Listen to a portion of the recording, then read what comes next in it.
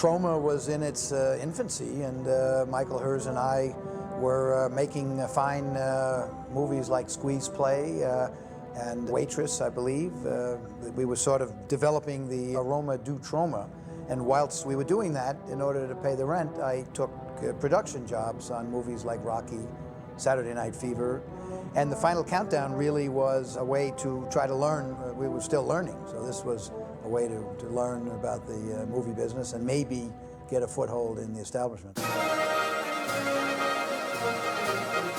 Troma put an ad in the trades, full-page ad saying, hire Lloyd Kaufman for production services, makes a nickel look like $1, or something like that. And Peter Douglas called me. He needed a budget for what became the Final Countdown. And the idea was we were going to do it the Troma way, and we were going to do it for $1 million, and hopefully we'd get Kirk to be in it, and it was kind of this idealistic, really independent film. The United States of America falls under attack. Our job is to defend her, the past, present, or future. And then eventually we had this amazing breakfast with Kirk Douglas, and Kirk was grilling me pretty hard, because Peter, I think, was 19. I don't know, he was very young. You know, I was the supposed more experienced person, and Kirk was giving me hell. But after that breakfast, I think it was shortly thereafter that Kirk said he was definitely doing Final Countdown, and my guess is that it was his power that made this a reality. Don Taylor got the job because, you know, he had a reputation for getting things done, and, you know, he did a lot of crappy movies that got finished. I just remember meeting him the first time, and it's, you know, having seen where he plays Elizabeth, the father of the bride, I don't know if it was the first time, but I remember we were scouting the Nimitz, and his stomach is out to here, and I'm thinking, holy Christ, this guy was Elizabeth Taylor's husband in that movie, and he was so handsome, what the hell? And right there, when that first time we went on location with the guy, and he's, hugger-mugger, everything, he had one phrase, hugger-mugger. And I remember everybody saying, oh, that's, you know, they all thought it was so adorable, you know, all the people were like, I said to myself, you know, I was in no position to suggest that, you know, anything's wrong, but he was just a basic flame-out.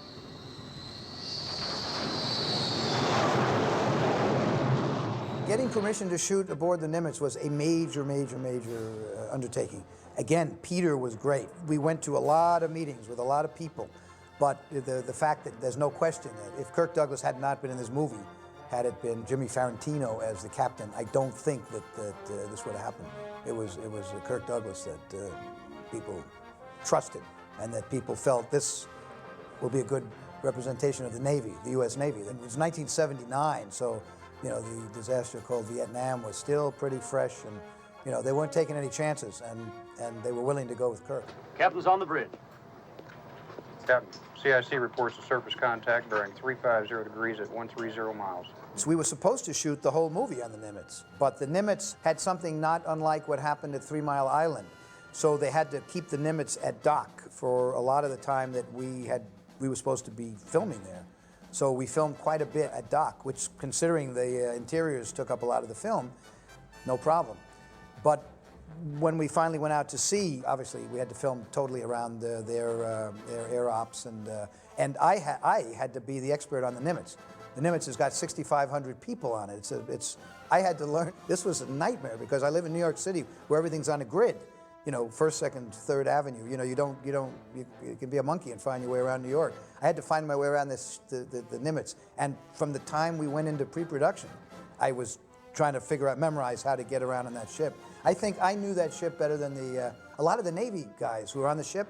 If you spoke to one guy in one department, you know, in sick bay, if the guy's over there, he wouldn't know how to get to the post office in the Nimitz. It's an amazing floating metropolis. The fuck of it was, were it not for Kirk, there was some scenes that would have been shot down while we were at sea. The Bozo director was going to shoot inside, and I remember we were kind of upset about it. Everyone's all ready to shoot, and Kirk says, "What are you doing? We're out at sea. We should shoot this scene on the deck. Lloyd, get everybody here. We're gonna." And then we all went up we did it on the deck, and he was absolutely right. Captain. Yes? Sir, is it possible that this could be part of some secret naval maneuver? Of course not. The reason that movie is good is Kirk Douglas and Peter Douglas, and they kept on beam to. They're the ones that made sure that we shot the Zeros and the F-14s, because I would have left. If we didn't do that, I wouldn't have stayed on the movie. The director wanted to do that stuff in stock footage or process shots or whatever. And Peter and Kirk stayed with the location concept and trying to get the real, the Zero and the F-14 in the same frame. And it was great. The film is really due to their instincts.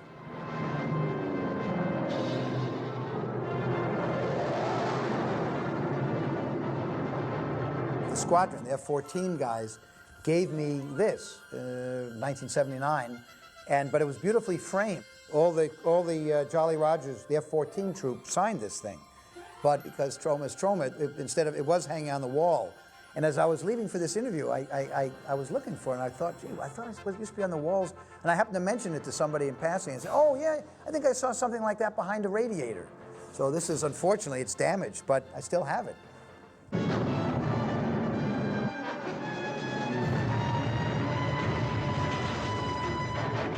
Well, there came a time when Don Taylor fell off the wagon, I'll tell you that. It's not really fair, he's dead, but with all due respect, it was, we kind of had to take over on dailies, and, just things went on that, would not happen with a director who was doing it the right way. Don Taylor brought on a crew of absolute shitheads. I remember picking them up I personally went to pick them up, figuring how nice will that be? I'll go, I'm the associate producer or production manager or whatever. I'll go and pick them up rather than send people. And they were just, where's the food, where's the booze, They had no interest in the movie, none whatsoever. And the real obscenity was Peter had arranged for the crew to go out on the Nimitz to test. They were paid to test. They didn't want to test. They didn't want to go out to sea. They were paid for it, but they wouldn't do it. But the dailies come back the first day of filming, and it's up in the captain's booth, the tower, whatever it is. It looks like it's all burnt out. We could have shot it and someone's behind. It didn't matter. And then we had this big thing where we had to fire the crew. And of course, Peter was off hang gliding on that particular day, so it fell to me to, I believe, be the jolly messenger. And I remember Kirk and Ann and I were together in a room, and I made some remark about, well, maybe the producer should be here, but I said something, and I think Kirk was going to hit me. He looked like he was going to hit me. He was really pissed. You're saying that these are both photographs of Pearl Harbor on December the 6th, 1941? Hmm? Yes, sir. Jimmy Farentino was a whiner. He was very upset because there was something wrong with his bed. The bed didn't work. There was a spring. There was a spring that came out from the mattress and apparently scratched him. The making of the Final Countdown seemed to be too much about that, too much about the vegetarian this and getting the gaffer's truck onto the Nimitz so that he could charge more or whatever the reason was. I don't believe it had anything to do with making a better movie because it was wasted solid. So much of it was about where people were going to eat. Katharine Ross didn't like the chairs in Key West for the catering. It wasn't enough about making the movie. And if it weren't for Kirk and Peter Douglas, I don't think the film would have had any merit whatsoever. You get so much crap in this business. You get so much slipping and sliding. And of course, Kirk broke the blacklist, and Kirk is a major, major hero. He's bigger than life, no matter how you look at it. He is responsible for some of the greatest movies in film history. And I think he had assumed that I was one of the bullshitters. And I remember at one point he said something to me in pre-production. This was when we were still working in his office out of Bryna. He said something to me like, "Lloyd, I can't believe you're Jewish. You're too stupid." And I remember telling my father, I said, Kirk said, and my father said, my father loved it. He agreed with Kirk. But I think as time went on, he realized that I was a straight shooter, that I told him the truth, and that he got the truth, and I was right. I was never wrong. He could not find that I was wrong. In fact, people told me that production managers don't last very long with him. But we had points in the movie, and he kept me on for the whole time. And he stayed in touch, or I stayed in touch with him. We became good buddies. He always told me how proud he was of Troma, being independent, and I learned a lot from him, too. I learned a hell of a lot from that guy. A tremendous amount about not being afraid to fight for what you believe in. Believe me, Senator, this carrier is capable of handling any attack should it occur. One carrier against a whole fleet? Just what kind of an idiot you take me for, Senator, Captain? calm down. The hell with you! Charles Durning was a prince. He was great. He couldn't have been nice. He was a team player. He always tried to rally the troops. He didn't gripe. He just you know, he was more than just doing his job. He was definitely would hang out with the crew and morale builder, because there was a lot of morale. Yeah, there were issues of trying to keep spirits up. You know, from what I've read, your manuscript is very good. I mean, really very good. Thank you. You a historian, Mr. Lansky?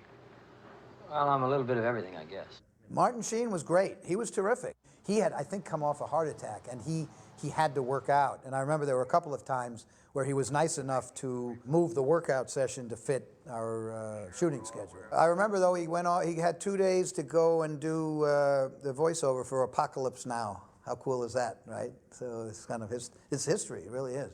Get CAG up here. Yes, sir. I want to talk to Sink-Pack Fleet. Captain, we're down across the board. Antennas check out, but we're off the air. War.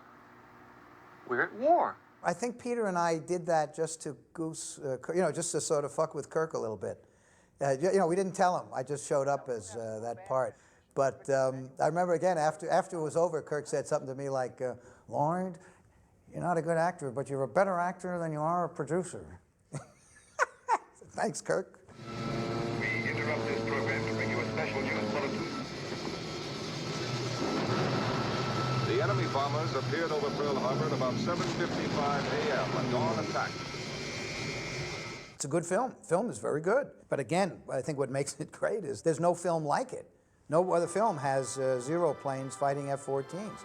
It's certainly a movie to be proud of, and one that I used as film school, and convinced me that I was not going to make it in the world of Hollywood establishment. There was no way I could get along with any of these people, really. I could not possibly talk the talk. You know, people are much smarter than they appear. They don't have to be lazy. They can go the extra mile. They can get the zeros in the plane in one shot. They can shoot outdoors on the deck. Yes, it's a little windy or whatever, and you have to lug all the equipment up there, but do it. You know, the film lives, not forever, but here it is, 24 years later, and still probably going to have a new life. And again, I thank Kirk Douglas and Peter Douglas for giving me the opportunity to go to film school and to give me the responsibility. This is the actual, the original cast book from 1979. It has all of the contracts. It's got everybody from Martin Sheen, Katharine Ross, down to the day players. And in those days, day players were $275 a day, I think. I believe now they're $2 billion a day. Here's a photo here of the party that was held in Washington for Final Countdown at the home of Elizabeth Taylor and Senator Warner. And there's a very rare photograph of Michael Hers. He's the other founder of Troma. He never permits himself to be photographed, but this is extremely rare. So your DVD will have something that nobody has. And Michael will be furious.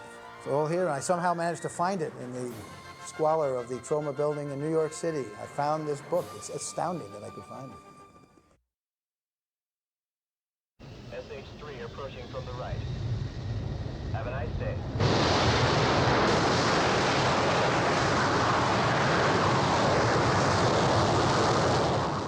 I'm Commander Emory Brown, U.S. Navy, retired. Stand clear.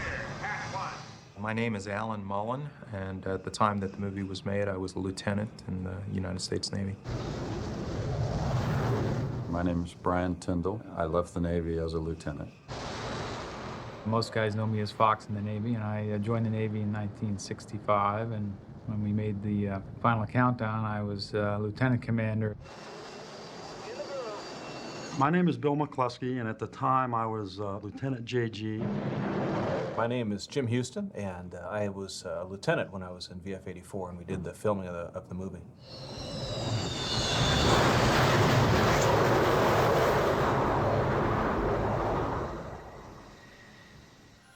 Jolly Rogers. I will tell you that that was my squadron command, and I was blessed. When you speak in terms of pilots, you have different skill levels. You're fundamental pilot, then you have a highly skilled pilot, and then you get into what you refer to as an aviator, and we think of it this way.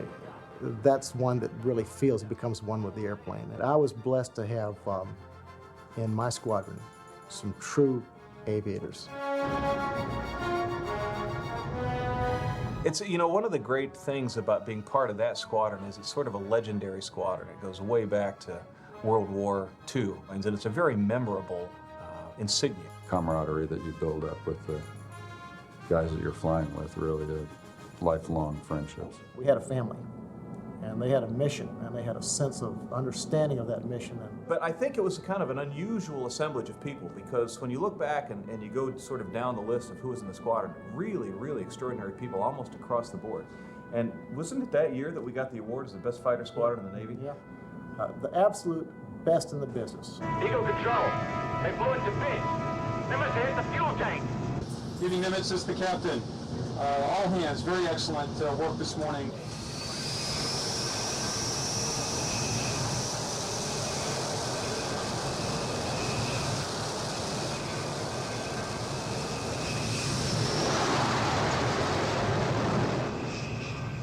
Life on a carrier is a spectacular thing. You can't imagine what it's like when you see an aircraft carrier with 5,000 men actually in operation. It's like a choreography that is so precise. We're talking down to inches in a very high-tech, intense, dangerous environment. And it's pulled off because you have young kids out there, 18-year-old kids, that are made into men because of the environment.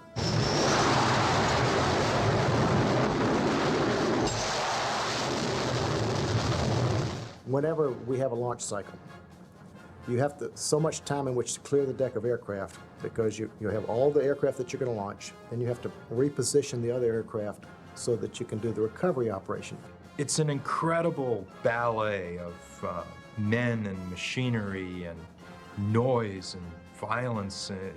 It's frightening, you know, when you first go out there until you understand how it's all choreographed. They taxi the aircraft up over the jet blaster deflector just as soon as the one ahead of you is launched. It comes down, he brings you forward, puts you on the catapult, brings you into tension. But there's this holdbacks. There's this just really hard tension where the catapult's trying to go. The holdback fitting is not letting it go. And when you're set and ready to go, you scan all your instruments, you look down at him and give him a salute, and you brace yourself and you're set. And the next 2.5 seconds of your life are out of your control.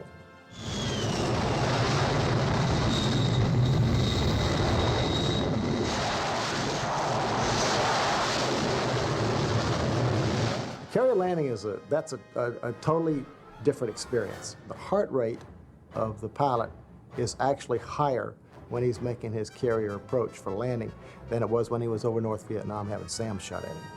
It's not a matter of, am I going to survive this landing? It's a matter of just how deadgum good is it going to be.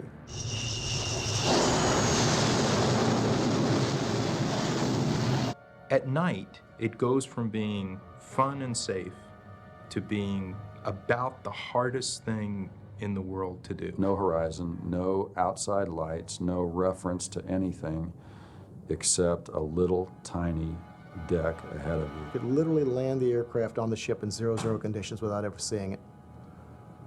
It's tense, but you can do it. Zulu 5 Bravo, this is Victory 210. We had new airplanes. In fact, when the F-14s that we flew were delivered to VF-84, we were peeling the wrappers off of them. They were so new. Well, the F-14 had the ability to morph. That wasn't even a word in those days, but it could morph from a low-speed airplane to a high-speed configuration. It's a wonderful airplane. It's got such tremendous capabilities. I had the opportunity to be the original carrier suitability test pilot for the F-14 program, so I took it from the very beginning all the way through up until the time that I had command of the squadron. We felt like, you know, this is like, we've died and gone to heaven. This is it. We're surrounded by actors and actresses. We're flying, you know, in Key West and having a great time. And then they're giving us money, you know, cash money. How can this be? There's something illegal about this. So it was great. And then you have lunch, of course, and it's like you're eating at the Ritz or so. It's unbelievable. You know, we're used to having, you know, a turkey sandwich that somebody's been, you know, sitting on for 2 weeks. And rather than having us use cabs or whatever, they had vans that were there. And they were driven by Teamsters. which we didn't know. We just knew that they were guys, but they were guys that were generally from Los Angeles. We thought it was odd. You fly somebody to Key West to drive a van. They hire you to come out from California to drive in a van? Yeah. How much money do you make? He told him, and it was substantially more than the F-14 pilots were making. And that's when you start going, hey, wait a second, there's something out of balance here when a guy driving a van is making more than these people out there risking their lives every day. Why the hell are we playing with these guys? The remarkable thing about being able to put this motion picture together was the cadre that we had in that squadron. But we had some of the absolute finest skilled aviators, and they knew exactly what they were doing. They had confidence and faith in each other, and we had it in them. And so there wasn't any question about the fact that we were going to be able to pull off any kind of shot that was necessary to do.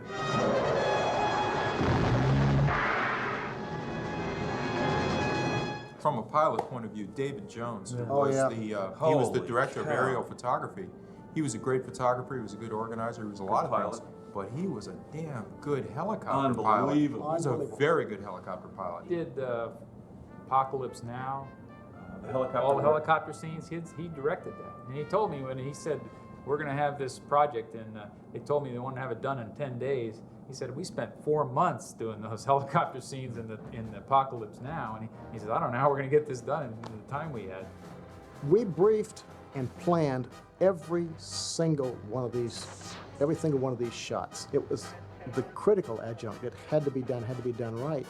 And so we've sat down with Don Taylor, all of our pilots, would sit down around the table and plan that mission. And we'd have a room, and we'd sit there with our flight suits on and brief, and here's what we got to do, here's the scene we're trying to get, and we'd make sure we knew how we were going to do it, the altitudes, airspeeds, angles, and what we're trying to simulate, and off we'd go.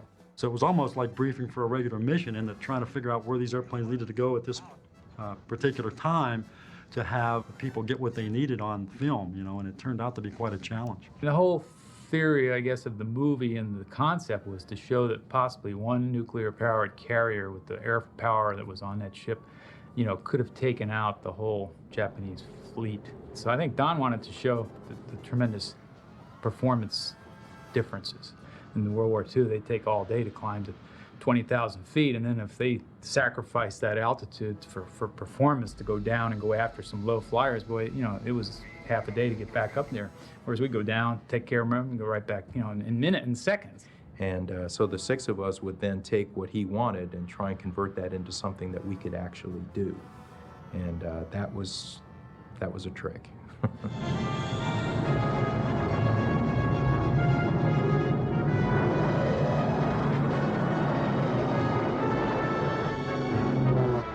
They would take the film, fly it to New York, and bring it back the next night, and we would view the film the next night that we had shot the day before, which meant that we would go fly, shoot the film, then the next day we would go fly and shoot again. But that night we would see the film from the day before. So you could see that if you messed up something, you were 2 days away from fixing it. They had cameras mounted on airplanes. We were flying up next to a helicopter, and they were taking pictures.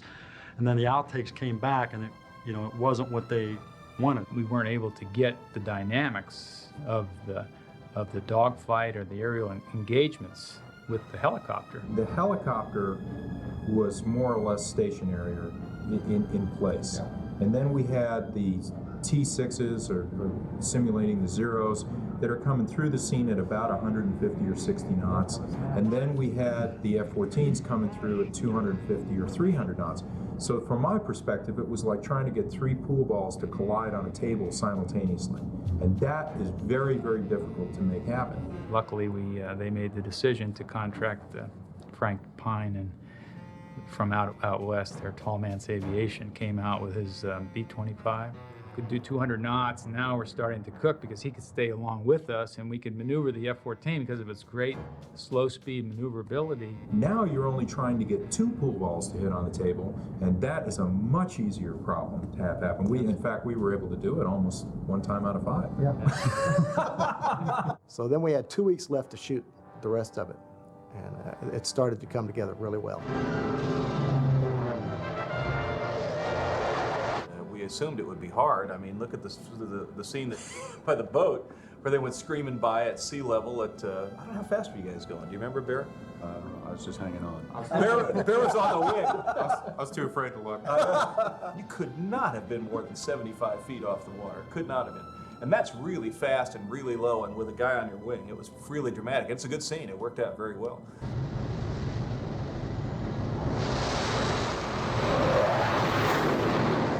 I was assigned to do that scene, to fly over the yacht, and we had Dave Jones on board the yacht. In fact, I called Dave. How'd that one look, Dave? He said, oh, that was pretty good, you know. He said, you looked a little high coming over. Can you get it? I said, Dave, that's it. I said, we're not going down any lower than that. That's as low as I'm going. You know, at that speed, I figured we'd pushed ourselves to the absolute limits. But we were young, we were aggressive, and we wanted to do the job right. We wanted to produce something that we were going to be proud of, and if that meant flying low to a limit, we were going to find that limit, which is what young people do. And for those who are aficionados of this kind of film and who really care about the detail, look at the difference between the missile shots in The Final Countdown and the missile shots you see in movies like Top Gun, which are just bogus. I mean, they're out there and they got a little model. You can probably see the string if you look hard enough. And then they have this enormous explosion, like a nuclear explosion when this airplane blows up. Completely ridiculous. You know what they're speaking about? They were going to do this missile shoot with models or some kind of simulation. We persuaded them to let us take a camera with us. And Jim took the camera and they educated him on how to use it. And we were going to do an actual missile firing exercise down at the Atlantic Fleet firing range or weapons range in Puerto Rico. And so up we went, got the shot, and it went into the movie. It was perfect.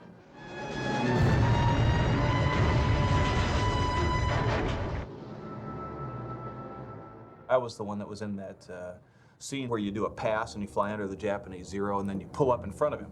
In Navy parlance, that's called thumping somebody. And you're really not supposed to do that because it's very disconcerting to the person being thumped. And it could also really do some damage. And we're talking to him on the radio, how you doing? Okay, how you doing? Okay. And all of a sudden, after we pass him, there's nothing. He's not responding.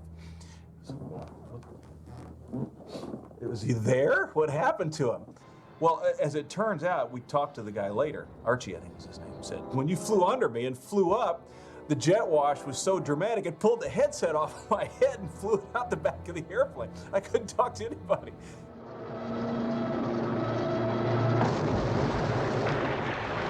You hear so many things about what people from Hollywood are like and film people and all that, and you just, a lot of, I think, average people think of them as basically not that professional and kind of not that organized and not disciplined and kind of crazy people. Not my experience at all. I was really impressed. They blended in with us and they became part of our family, as a matter of fact. I believe to a substantial degree, we became a part of theirs. We learned as much about them, I think, as they did about us. And they're very hardworking people, and they play hard, but they work hard too. I remember a little bit of friction at first because they thought they could just go where they wanted on the flight deck, and they were going to be able to dictate when different airplanes were taking off and for what they needed. And then they ran into the world's greatest dictator called the captain of a Navy vessel, who said, no, it doesn't work like that out here. I can recall talking to the sound director and his comment to me. He said, this is amazing. He said, we've got to make sure we get all this and record it, because he said what these guys are doing out here and the conditions they're living under, not that they're bad, but they're just hard. He just said we need to make sure we document this so everybody in the civilian world can see. I think the best example of that was during the General Quarters filming there when we were loading weapons, and this is really the way it was. When they were filming that was for a competitive exercise. They didn't just put on that General Quarters drill for the film crew. When you speak of Martin Sheen and Kirk Douglas, you're talking about total pros that have been around this industry forever, and they adapt to anything. Kirk Douglas was great. I gave him a tour of the F-14 and showed him the whole thing, let him sit in it, and really nice guy, a very personable, warm person. James Farentino was great. Martin Sheen, Charles Durning, when we were down at the whatever hotel that is in Key West, he would often sit at the bar, but if he saw anybody from the squadron in a flight suit or whatever, immediately he'd say, let me buy you a drink. And he'd sit down and just start talking to you, and Just a very, very nice fellow. We swung it, Laurel. How about that? We really swung it. Did you tell him you were sleeping with me? What? Laurel, I wish I was. The other myth, of course, is that actors and actresses are just arrogant and mean-spirited and they don't care a bit about you. Again, not my experience at all, with one exception. It was the end of the day, 4:30, 5 o'clock, and everybody's back at the hotel. We're sitting out on the patio with the director. Nice guy. But we're sitting there just shooting the breeze, maybe four Navy guys and him. Katharine Ross walks into the lobby, and she sits down in a couch just on the other side of the glass doors, just sitting there, doing absolutely nothing. And we said, this is our big chance. We've wanted to meet her officially, you know, and just say hi, and, you know, because then everybody says, did you ever meet Katharine Ross? We go, oh, yeah, we absolutely met her. So we say, would you go in, just ask her to step out for a second? We just want to say hi. So after a couple of minutes, maybe 3, which is a lot longer than we thought it should have been, he comes back out, closes the French doors, and sits back down with us. And he says, no. And we said, well, no what? He said, she doesn't want to meet you. Well, one of the guys who was sitting there said, really? We'll see about that. The next day we're out there flying around. He had the other airplane come over with the guy in the back seat with a camera. He says, okay, you ready? Yeah. He says, roll it. He puts it up and he puts the sign up in the cockpit. Okay, got it. And then they went on and filmed whatever scene they were filming. So then the next day in the dailies, here we go. We're sitting there in this big conference room. Turn out the lights. Here come the dailies. Up comes the first piece of film. F you, Katharine Ross. We didn't want to meet you anyway. And she's sitting there right in the front row. And you could just see the steam rising out of the people. Hold observation position. Dispatching A6 tanker for refueling. There's a scene in the movie where the F-14s are going to refuel, and Dave Butler, who was the cameraman who was in the very tail of this B-25, is shooting the nose of my airplane out. And at one point, he reached out with his toe and waved to me to fly the airplane up closer, and he wanted to touch the end of the refueling probe with his foot. Well, and I kept shaking my head because airplanes, when they fly, they build up a static charge. So I knew that if he touched the probe with his foot, he was going to get a shock. But he was insistent, you know, he really wanted to do this. So I knew it wouldn't hurt. It's high volts but low amps or whatever. I mean, I knew it wasn't going to kill him or anything. It was just kind of smart. So I kind of shrugged and I pushed the airplane up close, and he reached out in the air and actually touched the end of the refueling probe with his foot. Kind of launched back up into this camera airplane, and I think he showed up later with curly hair or something, and we had a great laugh about it later.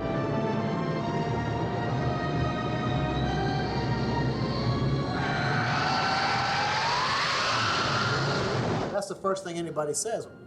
First question, who was that? Who was that idiot flying that airplane? Who was that crazy man? Sort of this myth in the Navy now. There's this mythological concept that we almost flew into the water, you know, and died. I was just upstairs talking to a friend of mine. He said, how many times have they asked you about that scene? And right away I knew what he was talking about. Everybody that has seen the movie, that's the first thing they say, oh God, the airplane hit, oh my gosh, he almost hit the water. No, he didn't. Many times I've been told that I was trying to kill myself in my back seater on that flight, which wasn't the case. This is Fox Farrell. Have you forgotten? He's the best pilot in the Navy. As we go down to the water, David brings the water in with the zoom lens and created this effect that we're going to fly right into the water, which is what we were trying to show. We pulled out probably 100 feet. I didn't tell Emery about it or anybody. On film, it looked scary. In his hands, it wasn't. It was a brilliant, beautiful piece of flying. Peter Douglas got up and he said, Fox, that'll sell a lot of tickets, Fox. Great job. And Emery's looking at me like, what did you... But I'll tell you a little secret about this, and listen to this when you watch this particular scene in the film. The editor took Fox's wife, had her scream as if she were in terror watching her husband about to crash. And he recorded that, and then he recorded the jet engine winding, spooling up, and he blended the two of them. Listen to it when you see that scene. Emery said to me, he said, I don't think we'll show that daily to the Admiral. He said, we'll wait till that comes out in the release. And who told you we did that? I confess. He wouldn't have understood. Because of a perspective issue, it looked way worse than it really so much was. worse. I know. Isn't that your story that you're sticking to? Right. Yeah, okay. Well, it was just like a little surprise for the Admiral. You just want to show them something. You know, you show them everything, they've seen it all. Well, let's show them a little something special. So, And we just thought that it would be better for that to go in the actual film for the premiere, and that would be an opportunity for the Navy and the world to see it. And until such time, that was inappropriate for anybody to be concerned about it. nice way to put it. The night of the premiere, the Chief of Naval Operations was there and a lot of high-ranking Navy officials, and we had a reception afterwards, and Kirk Douglas and all the folks that were involved in the motion picture were there at the reception. Kirk Douglas said to me, he said, "You know the Chief of Naval Operations." I said, "Well, actually, sir, no, I don't. I don't know. But it's a pleasure to meet you, Admiral." And the Admiral turned to me and he said, "You guys did one hell of a job."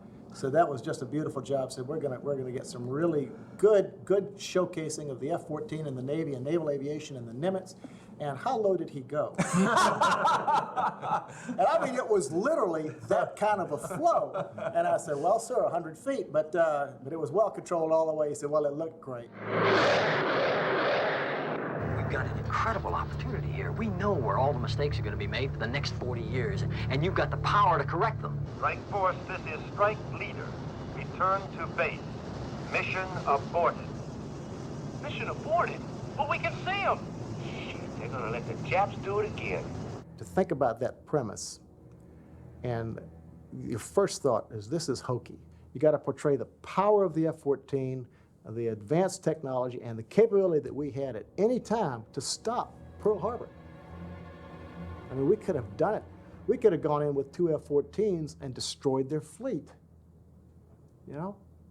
But what do you do? Oh, well, that's the classic question. I have stood at the Arizona Memorial. It's a powerful experience to stand on that memorial and to look off and see where the Zeros and where the Japanese aircraft came in.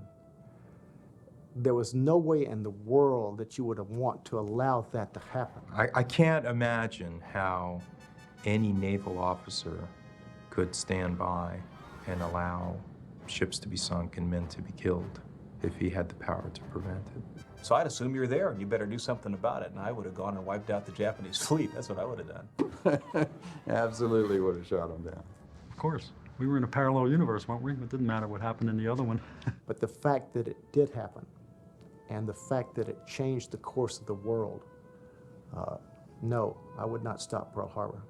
I would think that the sacrifice of those Navy men and the women that were there was vital to the state of the world today. It brought our country together.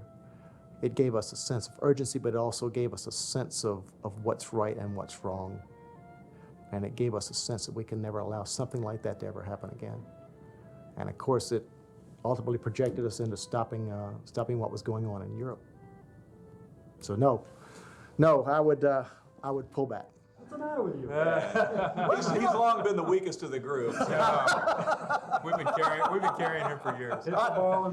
It's difficult to take care of these kids and to educate them appropriately, you know? But once again, my whole theory on that is, I felt like we made a tremendous sacrifice, but that's what military men have done through history. You make a tremendous sacrifice in order for the future of your nation and all of the people and all of the world to be better. So that's why I say it's, I would have let it go. No, of course not. What a bunch of nonsense. They can't agree with me. Nice speech. Wrong in every regard. See, I don't even believe that he would have done what he said he was going to do, even though intellectually and analytically, I think you are correct. Yeah. If I put you in the position of the CO of the Nimitz in that case, if that could ever possibly happen, I don't believe that you would be able to do that. Oh, you're absolutely right. There's no way we could have done that. Especially without knowing that you're going back. Intellectually, the decision is no. From the military viewpoint and from the leadership viewpoint, all of us would have been in there shooting everything we could shoot. Do this by the book. We changed his mind again. Sure. Yeah, see? We brought him halfway. That's why we made him the skipper, so he's so malleable. That's right. A bunch of us went to the theater and watched the movie and, you know, stood up and cheered at the end of it, waited to the very last credit because I think the very last credit had our names on it. So it was exciting for a bunch of young kids. I thought it was an effective movie. I thought it was good. But I love the movie. I always, the more times I see it, the more I kind of get into the whole concept of what went on, and it turned out very well. To take this science fiction film and to make it professional and make it literally believable, and pull that off. And I think that we did that. I really do think we did that. And so that kind of opened the doors, and it did. It showcased the F-14, and it showcased the Navy, naval aviation. It showcased the Nimitz and our air wing and all the aircraft that were involved with it. And it basically told the world, said, in a realistic manner, look at this. This is what your fleet has the capability to do.